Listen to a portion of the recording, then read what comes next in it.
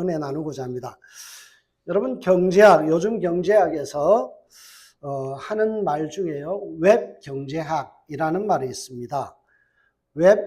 웹너미스라는 말인데요. 이 말은 두 말이 합쳐진 말이에요. 거미줄을 의미하는 웹과 그리고 이코노미, 이 경제를 의미하는 말이 합쳐진 말이에요.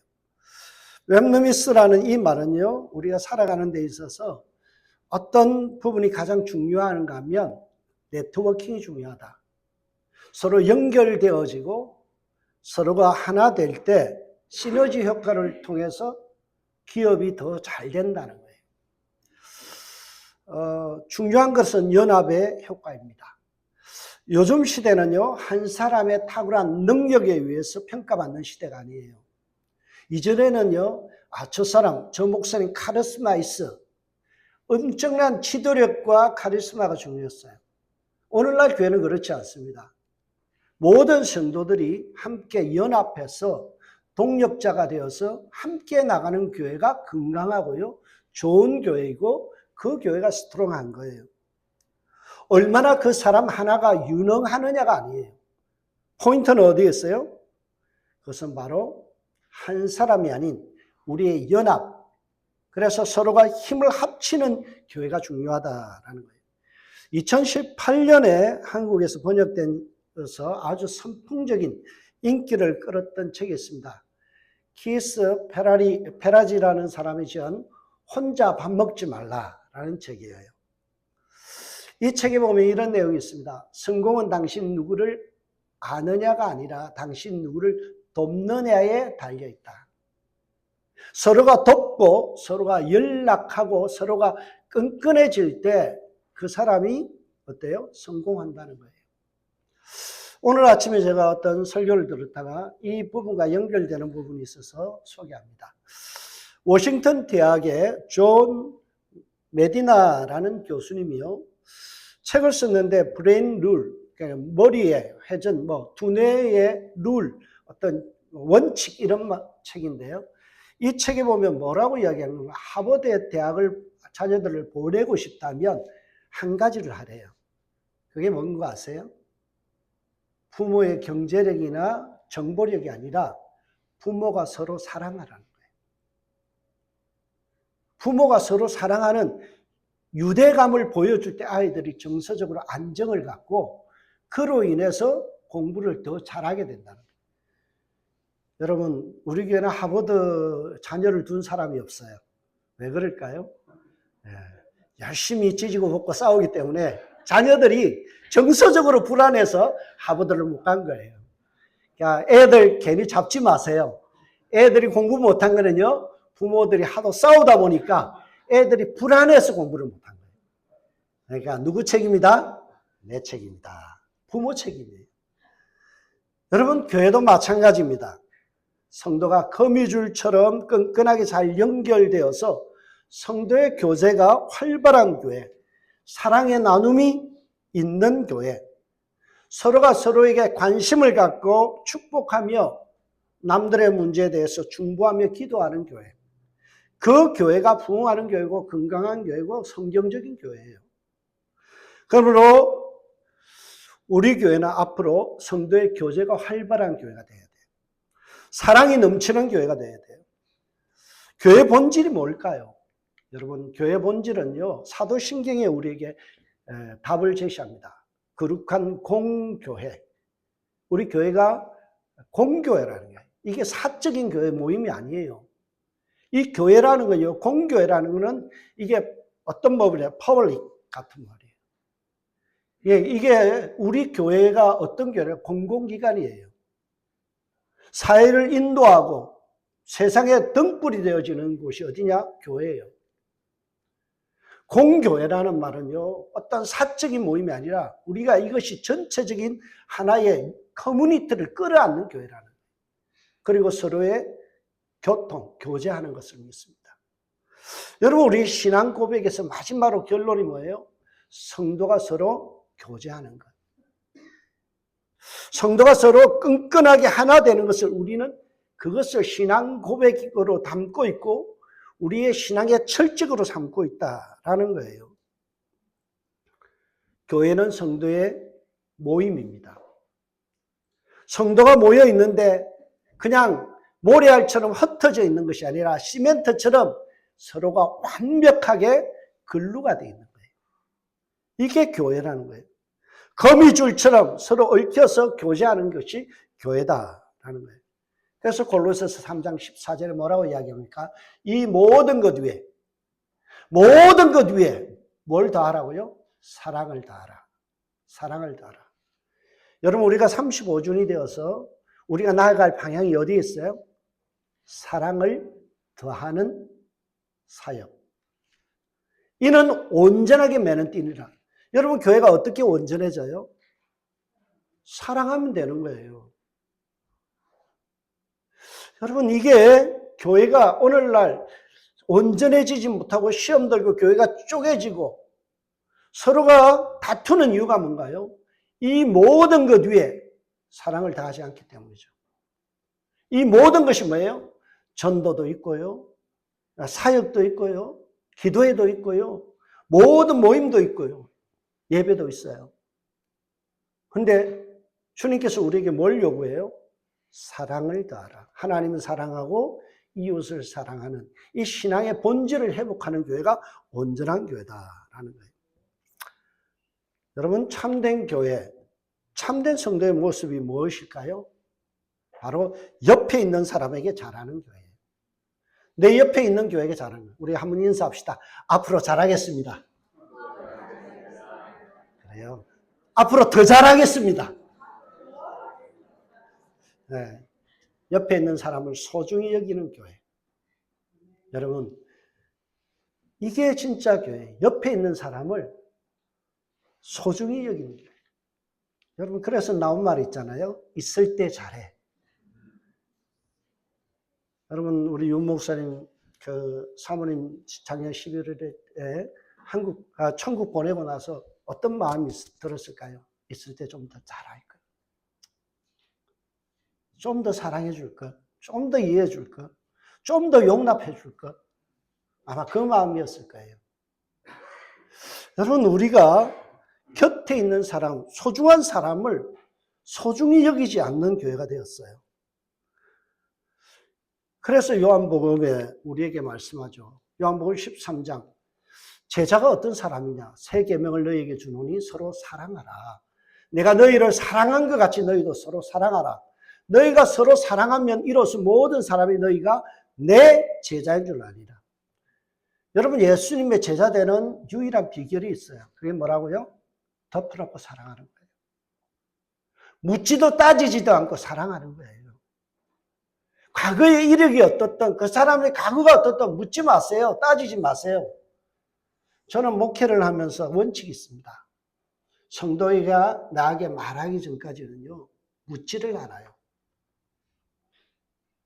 그분이 어떻게 살아왔는지, 그분이 어떤 인생의 아픔이 있는지 묻지 않아요. 왜요? 그분이 충분히 나를 신뢰할 수 있을 때가 되면요, 그때 말하는 거예요. 어디 출신입니까? 이혼하신 경력이 있습니까? 부모는 어떤 분입니까? 왜 이런 걸 물어요? 물을 필요가 없는 거예요. 전 내시빌에서 목회할 때요, 목회한 지 한 7년 지나니까 집사님이 저를 불러놓고 사진을 보여줘요. 목사님, 이 사람이 제 첫 남편입니다. 7년 만에 알았어요. 묻지를 않았어요. 다 퍼놓는 거예요. 여러분, 이게 사랑하는 거예요. 내 기준으로 보는 게 아니라 옆에 있는 사람의 인생을 존중하는 거예요. 여러분, 디트리트 본헤퍼, 제가 참 존중하는, 존경하는 목사님인데요. 성도의 공동생활이라는 책을 썼습니다. 이 책에 보면 그리스도인들은 혼자서 신앙생활을 할 수 없다. 그러면서 이런 말을 해요. 그리스도인은 오직 형제를 통해서만 그리스도께 나아갈 수 있다. 여러분, 이 말의 의미가 뭐예요? 서로가 사랑하지 않고 연합하지 않고 용납하지 않고 혼자 힘으로는 신앙생활은 안 된다. 꿈 깨라라는 거예요. 나 혼자 예수 잘 믿으면 되지. 아니에요. 나 혼자 신앙생활 하면 되지. 아니에요. 성경은 뭐라고요? 오직 형제를 통해서만 그리스도께 나아갈 수 있다. 내가 형제를 사랑하는 그 사랑을 통해서 주님을 만나는 거예요.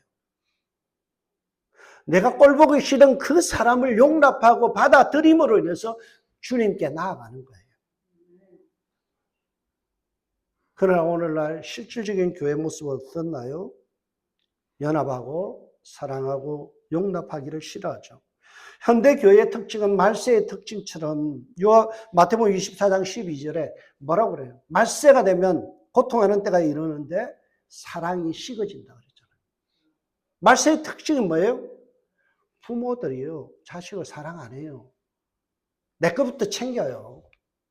이전 부모들은 어땠어요? 내 것 다 주더라도, 내가 희생하더라도 자식 사랑했어요. 오늘날 부모들은 어때요?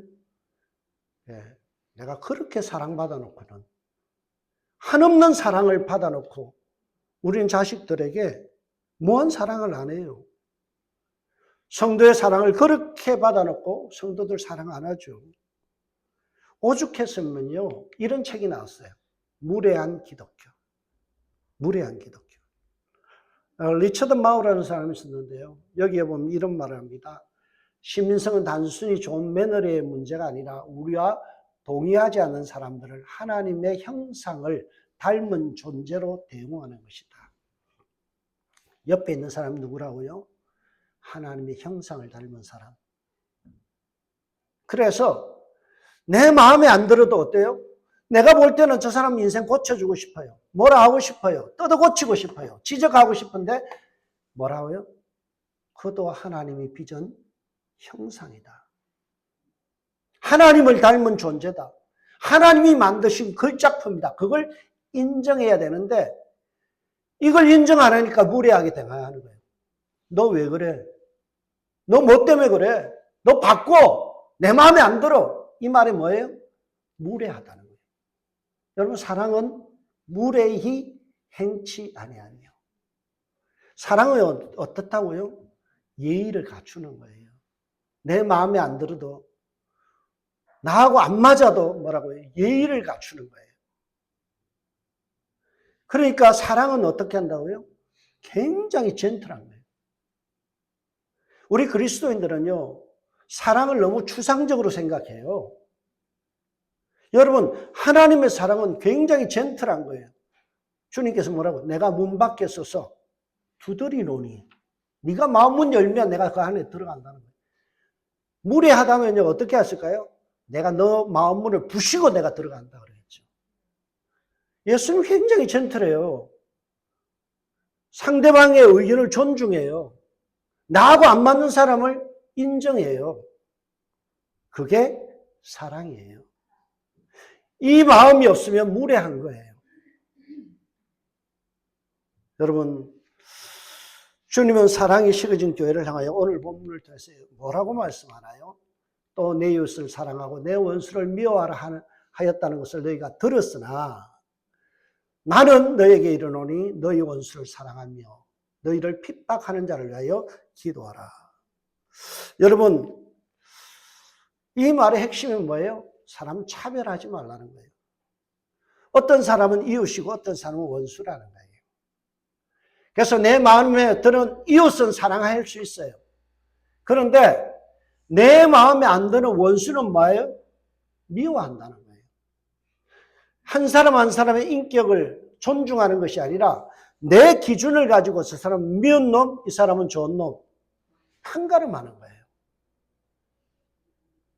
그래서 주님은 뭐라고요? 너희가 그렇게 들었으나 세상 논리는 그래, 좋은 사람 있고 나쁜 놈 있지.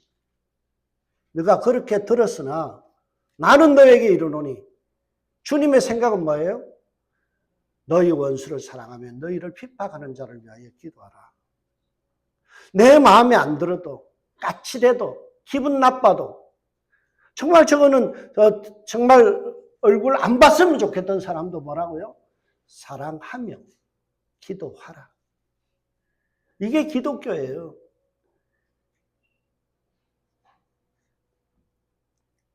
사람들이 정말 사랑과 그리고 존중을 바라고 교회를 나와요. 사랑이 배고파서 교회 왔는데 교회 와 보니까 서로 끼리끼리 어울려요. 사람 차별해요. 미운 사람 미워해요.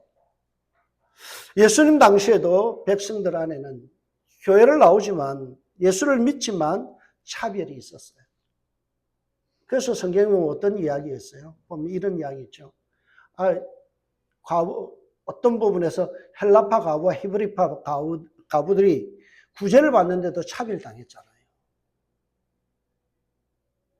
성찬식을 하는데 낮에 놀던 사람들, 낮에 일이 안 해도 먹고 살만한 사람들 일찍 와서 먼저 식사를 해버린 거예요. 저녁 늦게 배 쫄쫄 걸고 예배 드리러 왔더니 부자들이 앉아서 다 먹어버리고 가난한 사람들은 먹을 게 없었던 거예요. 주님께서 뭐라고 그래요? 야, 집에서 실컷 먹을 수 있는 사람 잘 먹고 와가지고 좀 없는 사람들 생각해서 먹을 거 좀 남겨놔라. 여러분, 교회가 이렇게 서로 교회 안에서, 초대교회 안에서도 차별이 있었죠. 특별히 유대인들은 선민사상이 있잖아요. 바리새인과 서기관들은요, 이방인들을 지옥의 땔감으로 생각했어요. 상종 못할 사람으로 생각했어요. 사마리아 사는 사람들은요, 쳐다보기도 싫어서 둘러댕겼어요. 피해댕겼어요. 하나님을 믿는다면서 참 무례하죠. 자기와 사마리아인들이 도매급으로 취급받는 게 싫었던 거예요. 저들이 유대인 12지파의 한 민족이라는 말을 평가받는 게 싫었던 거예요. 저 사람하고 나하고 세트 메뉴로 같이 끼워서 같은 어떤 수준으로 취급하지 말라고 도망친 거예요. 자기들의 우월의식을 드러내기 위해서. 그래서 선을 긋고 너는 여기 들어오지 마. 우리 교제권 안으로 들어오지 마. 그러죠. 그래서 43절의 내용이 또 너희가 내 이웃을 사랑하고 내 원수를 미워하라 하는 말을 들었거니와. 이 말씀이 유대인들이었어요. 유대인들은요, 자기 미운 사람 미운 거예요. 싫은 사람 싫은 거예요. 보기 싫은 사람, 꼴 보기 싫은 사람 피해 댕긴 거예요. 근데 원래 성경은 어떻게 말해요? 그렇지 않아요. 레위기를 보세요. 너희와 함께 있는 타국인, 외국인을, 이방인을 너희 중에서 나은 자와 같이 여기며 자기같이 사랑하라. 성경은요, 이방인들을 미워하라는 말 안 해요. 그들도 하나님의 잃어버린 자녀로 생각하는 거예요. 여러분, 불교인들, 이슬람인들 미워하지 마세요. 절대 하나님 그렇게 가르치지 않아요. 그들도 회개하고 돌아와야 될 잃어버린 탕자들이에요. 하나님의 자녀들이에요. 하나님의 피조물이에요. 그들을 인정하고 그들이 들어올 수 있도록 해야 되는데 우리들 속에서는요, 선을 그어요. 제가 마음 아팠던 게 있어요. 뭔가 하면 제가 목회했던 내시빌에 데보라라는 자매가 있었어요. 한국말을 정말 나보다 더 잘해요. 엄마가 한국인이거든요. 근데 그 자매의 피부색은 까매요. 보면은, 겉으로 보면 흑인인데요. 말하는 거 보면 한국인이에요. 그래서 한국에 가서 엘리베이터를 탔더니 죄송한 편이라 저 깜둥이 이러더래요. 그래서 자매가 딱 대놓고요. 나 깜둥이 아니에요. 한국인이에요. 자매가 사랑하는 사람하고 거기를 갔는데요. 시댁에 인사하러 갔더니 성경을 펴놓고 뭐라고 하는가 하면, 야, 성경에 보니까 두 종자를 같이 밭에다 심지 말라고 그랬다. 실을, 다른 색깔의 실을 이렇게 교체해서 짜지 말라고 그랬다. 무슨 말이에요? 흑인과 백인은 서로 하나 될 수 없다. 결혼할 수 없다는 거예요. 철저한 크리스찬의 집에서 그런 말 하더라는 거예요. 저에게 붙들고 울어요. 많은 사람들이 자기에게 편한 성경 구절만 잡고 그 말씀 가지고 봐라. 성경을 들이대며 사람을 급박해요. 무례하게 돼요. 저는 기독교 역사에서 참 우리가 회개하고 반성해야 될 사건이 있는데 그거는 바로 십자군 전쟁이에요. 십자군 전쟁의 슬로건은 데우스 로 볼트, 하나님이 원하신다 그런 말이에요. 하나님이 전쟁 원하셨대요. 겉으로는 하나님을 이야기해요. 그래서 성지를 탈환해야 된다. 그러면서 4차까지 전쟁을 하잖아요. 십자군 4차 전쟁이에요. 근데 사실은 왜 전쟁을 했는가 하면 교황이 황제들에게 권위를 회복하기 위해서. 교황의 명령으로 군대를 징집하면 다 교황의 명령을 따라서 움직이게 되니까 황제보다 자기가 더 높아지는 거예요. 그리고 그 당시 서임권이라고 해서 사제를 누가 임명하느냐를 가지고 다투고 있었는데 그 어떤 기득권을 잡기 위해서 교황이 십자군 전쟁을 시작하게 되는 거예요. 결국에는 어떻게 됐나요? 많은 사람들이 그 십자군 전쟁을 통해서 장사꾼들이 붙어서 이익을 챙기고요. 4차 때는요, 어떤 일이 있었는가 하면 어린아이들을 십자군 전쟁에 동원해요. 어린이 십자군 해가지고. 전쟁통에 어린아이들을 밀어넣었어요.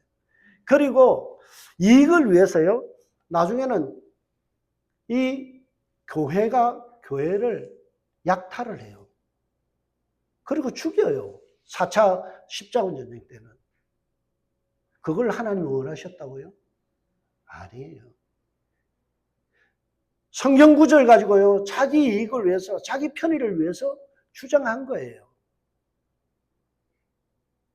저는 목회를 하면서 이런 교황식의 성경 해석들을 하는 분들을 많이 보게 됩니다. 자기 원하는 대로 성경 구절 붙들고 그걸 가지고 사람 차별하는데, 사람을 급박하는데 써먹어요. 그걸 자칭 저는 내가 복음, 가짜 복음이다 그렇게 이야기합니다. 여러분 십자군 전쟁을 하면서 많은 사람들이 그랬죠. 저 이슬람 사람들 죽여야 돼. 이슬람 사람들을 죽여야 돼. 이것은 하나님이 원하시는 것이야. 아니에요. 하나님께서요, 사람 죽이라고 하지 않아요. 그런데 오늘날 슬프게도 이것이 교황에게만 있냐? 한국에도 있어요. 제가 한국에서 목회할 때 참 아픈 마음을 가졌던 사건이 있어요. 압구정동에 임대 아파트를 지었어요. 그런데 그들이 임대 아파트에 입주하면서 아이들이 학교를 등교하기 시작했어요. 전학을 왔어요. 전학을 왔더니 그 학교 다니던 150명의 압구정동에 살 아이들이 다른 학교로 전학을 가버렸어요. 같이 못 놀겠다는 거예요. 임대 아파트 아이들하고 어떻게 압구정 애들하고 격이 같냐? 저런 애들하고는 우리는 같이 못. 저는 한번 생각해 봤어요. 그 150명 중에 그리스도인의 부모가 없었을까? 150명 중에 크리스찬이 없었을까? 분명히 있었을 거예요. 여러분, 예수 믿는다고 하면서 이웃을 차별하고 존중하지 않고 배려하지 않고 그들을 함부로 평가하고 재단하는 것 멈춰야 돼요. 예수님이 이런 낯가림이 심하고 그리고 차별하는 교회 문화를 향하여 48절에 우리가 나가야 할 방향, 오늘 설교의 핵심이에요. 메시지의 핵심. 어떻게 하라고요? 너희가 너희를 사랑하는 자를 사랑하며 무슨 상이 있으리요? 세리도 이같이 아니하느냐? 또 너희가 너희 형제만에게 무난하면 남보다 더한 것이 무엇이냐? 이방인들도 이와 같이 아니하냐? 여러분, 오늘 성경은 우리에게 말씀합니다. 뭐라고요? 우리가 세상 사람들보다 나아야 된다는 거예요. 일반인들보다 더 젠틀해야 된다는 거예요. 세상의 사람들의 품격보다 더 높아야 된다는 거예요. 그러면서 주님께서 뭐라고요? 그러므로 하늘에 계신 너희 아버지의 온전하신 같이 너희도 온전하라. 온전하라. 여러분, 주님이 원하는 건 우리의 온전함이에요. 근데 앞에 우리가 얘기했잖아요. 어떻게 하면 온전히 매는 띠가 된다고요? 서로 사랑하면. 여러분, 우리에게서 먼저 생각해야 될 부분이 있어요. 그게 뭔가 하면 교회는 어떤 사람도 차별해서는 안 돼요. 그분이 남노한 옷을 입고 오든 학력이 없든 상관없어요. 주님은 그런 것 가지고 평가 안 해요. 주님은 그 사람의 마음속에 얼마나 주님 사랑하고 영혼 사랑하는지 그것만 보는 거예요. 그 사람이 대학 안 나와도 상관없어요. 그 사람이 돈이 없어도 괜찮아요. 그 마음속에 주님만 사랑하고 옆에 있는 형제를 귀히 여기는 마음만 있으면 100점이에요. 그게 온전한 거예요. 여러분, 온전함의 기준을 성경은 40 몇 절이죠? 여기에 이렇게 이야기합니다. 이같이 한즉 하늘에 계신 너희 아버지의 아들이 되리니 이는 하나님이 그 해를 악인과 선인에게 비추게 하시며 비를 어려운 자와 불의한 자에게 내리십니다. 오늘 본문의 말씀이죠. 뭐라고요? 온전함의 기준, 차별하지 않는 사랑이라. 여러분, 하늘에서 비가 내릴 때 우리 교인들이 밖에 야외나 이렇게 있을 때 비가 나쁜 사람에게는 왕창 내려서 옷을 적게 하고, 이쁜 놈한테는 비도 안 오고 쨍쨍하고 이런 거 없잖아요. 해가, 여러분, 가려서 해가 비쳐요? 아니죠. 차별 없이, 악인이든 선인이든 착한 사람이든 나쁜 사람이든 상관없이 차별하지 아니하고 내리는 게 해와 비예요. 그게 온전함의 기준이에요. 내 마음에 들든 안 들든.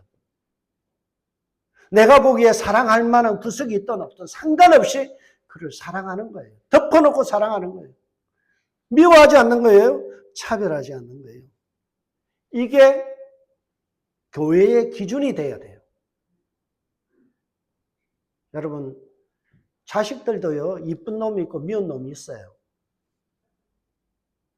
그렇다고 해서 미운 놈 떡 하나 더 줘야 돼요. 알겠어요? 우리는요, 똑같이 사랑해야 돼요.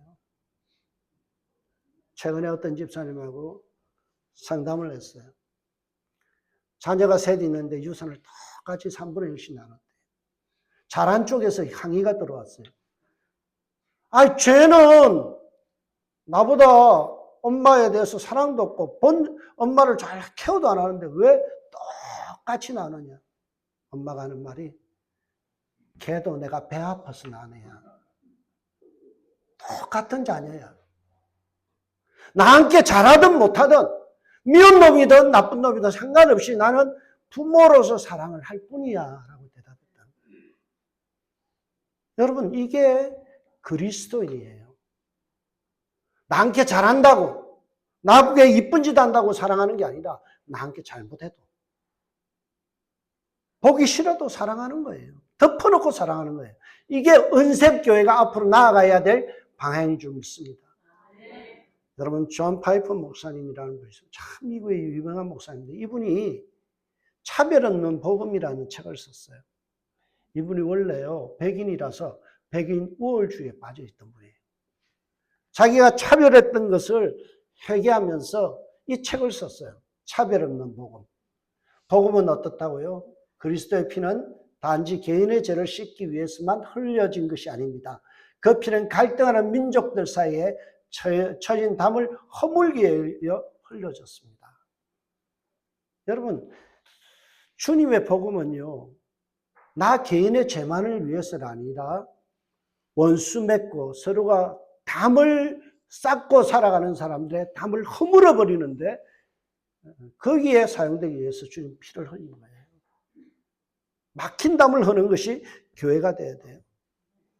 저는 이 오늘 성경을 읽어보면서요, 또 오늘 본문을 묵상하면서 한 장면이 저의 인생을 굉장히 자극하는 말씀이 있어요. 그게 뭔가 하면 예수님께서 가룟 유다에 대해서 태도예요. 은사십시에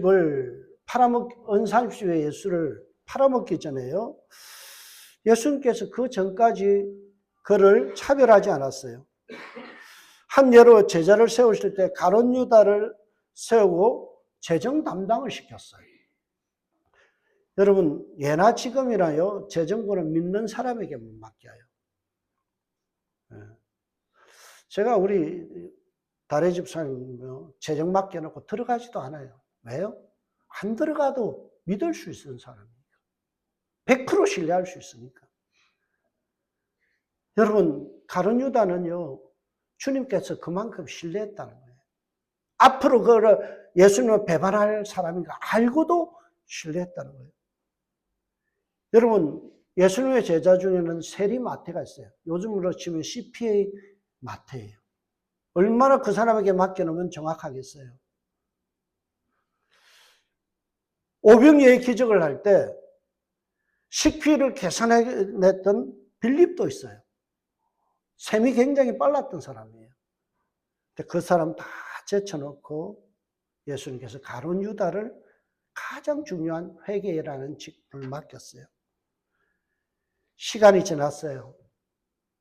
마지막 순간 예수님께서 최후의 만찬을 할 때 둘러앉았어요. 예수님께서 말씀하세요. 이 중에 한 사람이 나를 팔리라. 가룟 유다가 천연덕스럽게 여기 랍비어 내니까 주님 나는 아니지요. 여러분 이 말 들었을 때 예수님 속이 뒤집어졌을 거예요. 이쯤 되면요 저 같으면 이랬을 거예요. 오늘 저녁에 성찬식 취소다. 기분 나빠서 너 같은 놈하고는 성찬 같이 못하겠다. 야 아니면 유다 너만 빼고 하겠다. 아마 인간의 마음이라면 그랬을 거예요. 주님께서 뭐라고 이야기해요? 가룟 유다에게 이 떡을 받아 먹어라. 이것이 내 몸이다 라고 말하는 거예요. 저는 이 모습을 보면서 충격이 돼요. 나는 목회에서 때로는 정말 속을 뒤집어 놓는 랍비어 내니까 주님 나는 아니지요. 그러면서 속을 뒤집어 놓는 사람. 그 사람에게 나의 가장 귀한 것을 나눠주시는가? 나의 피를 나눠주시는가? 주님 그것을 물으시는 거예요. 우리 연샘교회는 우리의 감정을 내려놓고 믿음으로 함께 성찬에 임하고 서로를 용납하는 공동체가 되어야 될 줄 믿습니다. 시카고 대학, 코넬 대학, 버지니아 대학, 미국에서요. 탑이라고 이야기하는 이 세 대학에서 교수 생활을 했던 빅터 터너라는 사람이 있습니다. 이 빅터 터너가 한 말 중에 중요한 말이 커뮤니타스라는 말이에요.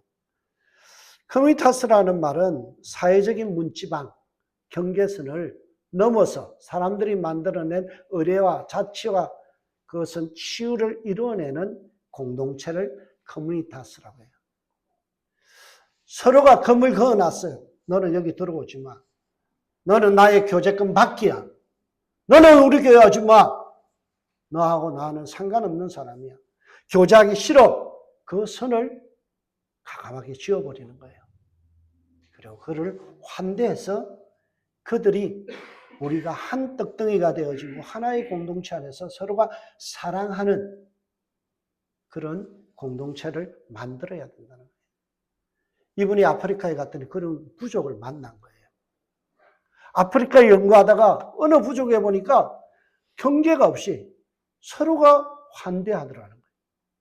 지위와 역할을 벗어던지고 평등하고 강한 유대감으로 환대하는 공동체가 되어야 된다.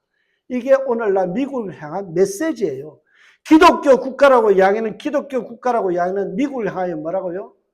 너희들 그거는 선 좀 지어라. 배타적으로 생각하고 있는 그 그어놓은 선을 지워버리라는 거예요. 그리고 누구든지 환영해라. 그 말을 하는 거예요. 여러분 헨리 나우엔이 지은 영적 발돋움이라는 책이 있죠. 리칭아웃이라는 이 책인데요. 거기에 보면 참 의미심장한 말을 해요. 환대는 낯선 사람을 친구로 바꾸는 것이 아니라 낯선 사람 그대로 머물면서 친구가 될 수 있는 자유로운 공간을 만들어주는 것이다. 여러분 교회에서 환영한다. 성도를 환대한다. 새로운 사람을 환영한다. 그 뜻이 뭐라고요? 너는 우리 교회 들어오려면 술 끊어야 돼. 담배 끊어야 돼. 이 말을 하는 게 아니래요. 뭐라고요? 담배 피면서 술 먹으면서도 친구로서 받아들이는 것. 그들의 약점과 그들의 모난 모습 그대로를 인정하는 거예요. 낯선 사람 그대로 머물면서 친구가 될 수 있는 공간을 열어주는 것. 그게 환대. 기독교의 정신. 오늘날 교회가 해야 될 일이라는 거예요. 오늘날 교회는 어때요? 교회하려면 낯선 모습으로 와서는 안 돼. 고치고 들어와. 너 그거 끊고 들어와. 담배 끊어야 돼. 술 끊어야 돼. 아니에요. 있는 그대로의 모습 그대로를 존중해 주는 거예요. 그러면요, 성령이 역사하셔서 어느 날 갑자기 담배 맛이 싹 사라지는 거예요. 술이 싫어지는 거예요. 그리고는 그리스도의 모습으로 변화되어 가는 거예요. 그건 은혜의 영역이에요. 내가 강요할 영역이 아니라 하나님이 은혜 주시면 바뀌는 거예요. 하나님이 사람을 바꾸는 거지 내가 저 사람을 갖다가 고치려고 한다고 바꿔져요? 안 바꿔져요. 여러분 스스로에게 어떤 원칙을 세워놓고 해보세요. 지켜집니까? 안 지켜져요. 절대 안 지켜져요. 나도 나를 바꾸지 못하면서 왜 남들에게 바꾸라고 요구를 해요? 내 기준에 안 맞다고 왜 그 사람을 비난해요? 그 사람을 왜 수군거려요? 있는 모습 그대로 낯선 사람 그대로 머물면서 친구가 될 수 있는 공간을 열어주는 은생교회 됩시다. 저와 여러분들 서로가 달라요. 하나님이 어떤 사람은 항아리로 만들었고 어떤 사람은 백자로 만들었고요. 어떤 사람은 종쟁이로 만들었어요. 다 쓸모가 있어요. 하나님이 각기 다르게 만든 것을 왜 우리가 서로를 그 용도를 인정하지 못하고 너는 나처럼 뭐 항아리가 되어야 돼. 백자가 왜 안 되냐? 청자가 왜 안 되냐? 그거 따지면 큰일 나는 거예요. 차별하지 않고 우리 교회가 40주년을 맞이했을 때는 정말 환대하는 교회. 있는 모습 그대로를 서로 용납하고 사랑하고 축복하는 그런 교회 만들어서 은생교회 은혜의 샘, 은사의 샘이 되는 놀라운 축복이 있는 교회가 되길 주의 이름으로 축복합니다. 기도하겠습니다. 하나님 감사합니다. 우리가 앞으로 나아가야 될 방향은 사랑입니다. 주님이 우리를 값없이 사랑하여 주신 것처럼 우리도 조건 없이 사랑하는 교회가 되게 하여 주옵소서. 교회 문턱을 낮추게 하여 주옵소서. 누구나 들어와서 환대받는 교회가 되게 하여 주옵소서. 그들이 변화되고 바꾸기를 나의 기준을 가지고 그들에게 요구하는 교회가 아니라 있는 그대로의 모습을 수용하고 존중하며 사랑해주는 교회가 되게 하여 주옵소서. 축복합니다. 예수님의 이름으로 기도합니다. 아멘.